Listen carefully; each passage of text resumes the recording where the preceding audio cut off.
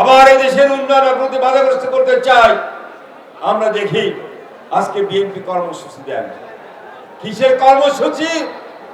কর্মসূচি হচ্ছে তাদের নেত্রী বেগম খালেদা জিয়ার মুক্তির জন্য।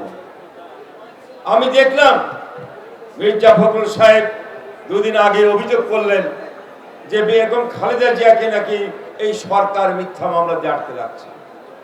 এর চেয়ে নির্জলা মিথ্যাচার আর কিছু হতে পারে না।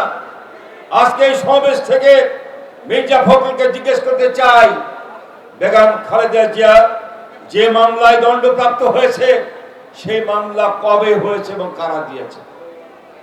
এই মামলা ছিল 2007 সালের সেই 1/11 সরকারের সেই সময়ে মামলা হয়েছে বেগম খালেদার বিরুদ্ধে। আর তখন যে নিয়ে মামলার দায়িত্বে ছিলেন সেই 1/11 সরকারের আইন উপদেষ্টা, তিনি ছিলেন বেগম খালেদা। বিএনপির অত্যন্ত পিয়ারের মানুষ, উনি প্রয়াত হয়েছেন, আমি কথা বলতে চাই না। সেই মামলা বিএনপির বড় বড় বাধা আইনজীবীরা ছিলেন, বারে সুপ্রিম কোর্টের নেতৃত্ব দিয়েছেন, বেগম খালেদাকে নির্দোষ প্রমাণ করতে পারেন নাই। আদালত তার অপরাধ প্রমাণিত হয়, দণ্ড দিয়েছে। বেগম খালেদা কারাগারে ছিলেন। আজকে মাননীয় প্রধানমন্ত্রী শেখ হাসিনার মানবিকতার দয়ায় বেগম খালেদাকে কারাগার থেকে বাসায় রেখে চিকিৎসা করার ব্যবস্থা করা হয়েছে। এখানে আওয়ামী লীগ সরকারের দায় কোথায়? যদি শেখ হাসিনার সরকারের দায় কোথায়? মিথ্যাচার করে জনগণকে বিভ্রান্ত করেন। আপনাদের অপরাধকে আপনারা নিজের অপরাধের দায় স্বীকার না করে আপনি অন্যের ঘাড়ে চাপাতে চান। আদালতে আপনারা নির্দোষ প্রমাণ করতে পারেন না বেগম খালেদাকে, এখন কেন মিথ্যাচার করেন আপনারা? আমরা বারবার বলেছি বেগম খালেদা জিয়ার মুক্তির পথ একমাত্র আইনি ভাবে খোলা আছে।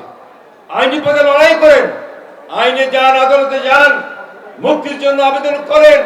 বিকল্প রাস্তা আছে। সব শেষে যদি আইনি লড়াই হেরে যান, তারপরে তো মহামান্য রাষ্ট্রপতির কাছেও আপনাদের যাওয়ার সুযোগ আছে।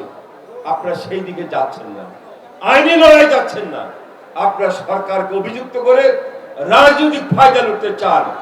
বিএনপি আসলে এই মুহূর্তে বেগম খালেদা জিয়ার শারীরিক অসুস্থতার সুস্থতা চায় না। ওরা চায় এই অসুস্থতা নিয়ে রাজনীতি করে অনেক সরকারকে বিরুদ্ধে মিথ্যাচার করা, এটা ছাড়া আর কিছুই নয়।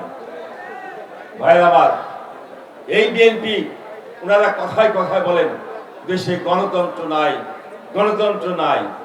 সকাল বিকাল সরকারের বিরুদ্ধে সভা সমাবেশ করে মিথ্যাচার করছেন, অসত্য কথা বলছেন, তারপরেও বলেন যে কথা বলার তাদের নাকি অধিকারই নাই।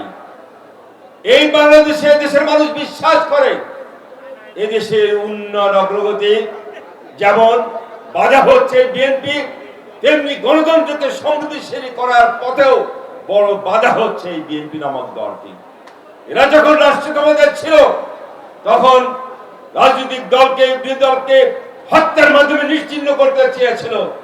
আর যখন বিরোধী দল ছিল তখন তারা এই দেশের সন্ত্রাস সহিংসতা করে এদেশের উন্নয়ন অগ্রগতি শুধু বাধাগ্রস্ত করে নাই, গণতন্ত্রকে সমৃদ্ধিশালী করার পরেও এরা অন্তরায় হিসাবে কাজ করেছে। এলো খবরের কাগজ, নিখাত, নির্ভীক, নিরপেক্ষ।